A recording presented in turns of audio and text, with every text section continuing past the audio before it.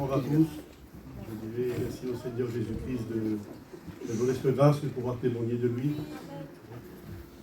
C'est vrai que ça paraît si banal d'être ici dans une église, comme l'a dit notre frère tout à l'heure.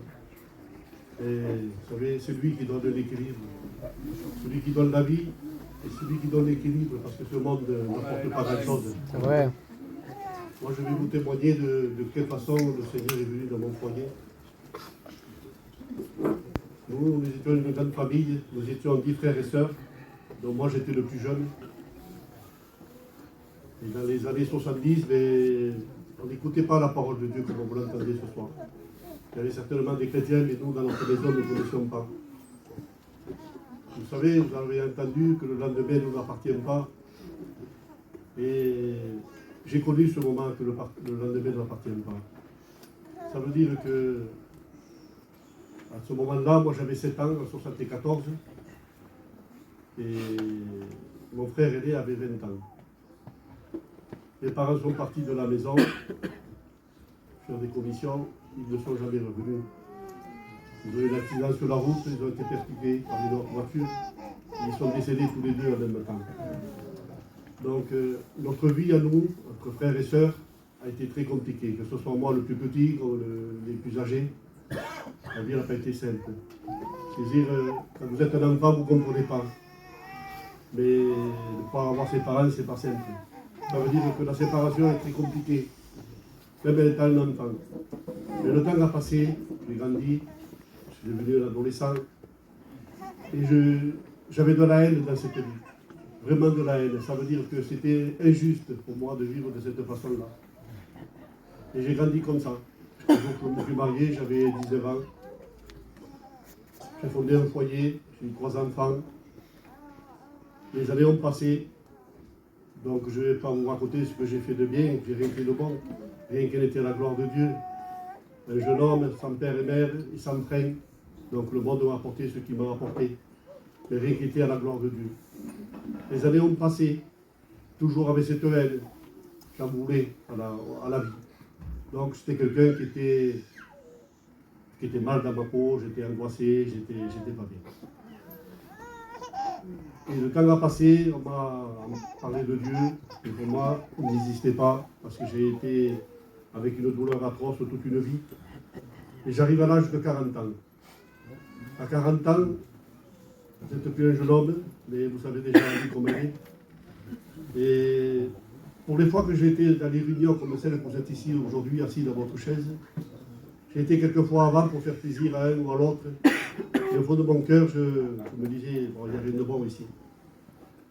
Mais ce jour-là, ça a été particulier. Parce que j'étais venu dans un sens de dire, est-ce que c'est vrai ça?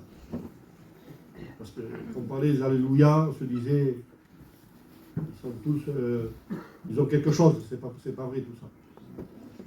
Mais j'étais assis dans ma chaise, au fond de la salle, ce pasteur qui prêchait, moi je ne le connaissais pas. Et plus il parlait, plus il dévoilait ma vie, plus il dévoilait la douleur qui était dans mon cœur, la haine que j'avais dans la vie. Et ça m'impressionnait. De quelle façon il a parlé, je ne m'en rappelle même pas, mais je savais que chaque mot qui venait dans mon cœur. Amen. Parce que ce soir-là, je suis allé d'une façon pour chercher quelque chose. Amen. Chose que je n'avais jamais fait. J'étais bouleversé sur ma chaise, émotionné à pleurer. Mais comme je dis, j'étais quelqu'un du monde, ça veut dire qu'on ne pleure pas devant les gens comme ça. Aujourd'hui, quand j'ai la présence de Dieu, je pleure. Mais ce jour-là, le Seigneur m'avait visité sur ma chaise. Gloire à Dieu. Quand la réunion est terminée, je suis allé voir ce pasteur, mais pas d'une façon gentille, de façon de dire qui t'a pu te dire qu'est-ce qui se passe dans ma vie. Et lui m'a répondu, mais moi j'ai apporté ce que le Seigneur m'a mis dans mon cœur. Et ça m'a troublé encore plus. Depuis ce jour-là, ça fait aujourd'hui presque 17 ans, 18 ans, j'ai pu lâcher la main de Dieu. Amen. Amen. La haine qui était dans mon cœur, la douleur qu'il y avait dans mon cœur, le Seigneur l'a effacée. Amen. La douleur est là, pas la douleur, la cicatrice est là de ma vie, mais sans douleur. Le Seigneur a apporté ce que j'avais besoin, m'a apporté l'équilibre dans ma vie, m'a apporté l'amour. Et tout cela vient de Dieu, parce qu'aujourd'hui, sans lui, je ne pourrais pas vivre. Parce que même avec les années, même avec l'expérience de ce monde, malheureusement, il n'y a rien qui peut apporter de bon. C'est vrai. Alors j'ai compris une chose depuis très longtemps, qu'il ne faut pas lâcher la main de Dieu. Amen. Il faut s'approcher de lui, lui faire confiance, quoi qu'il arrive. Parce que la vérité est en lui. Mais écoutez, peu de temps après que je me suis baptisé, j'ai eu mon épouse qui s'approchait de Dieu aussi. Mes enfants. Il y en a un même qui est prédicateur, qui apporte la parole de Dieu. Gloire à Dieu. Mais tout cela, ça a été voulu par le Seigneur. Amen. Je lui ai fait confiance et je lui fais toujours confiance. Parce que la vraie vérité de la vie, elle est là. Parce que tout le temps, en étant bon gitan, on se présentera devant Dieu. Et aujourd'hui, la parole de Dieu est vraiment publiée. Il ne faut plus venir dans une église, pas compris, je ne sais pas le dire en français, pour faire plaisir l'un à l'autre. Il faut venir à l'église pour écouter Dieu et ouvrir son cœur.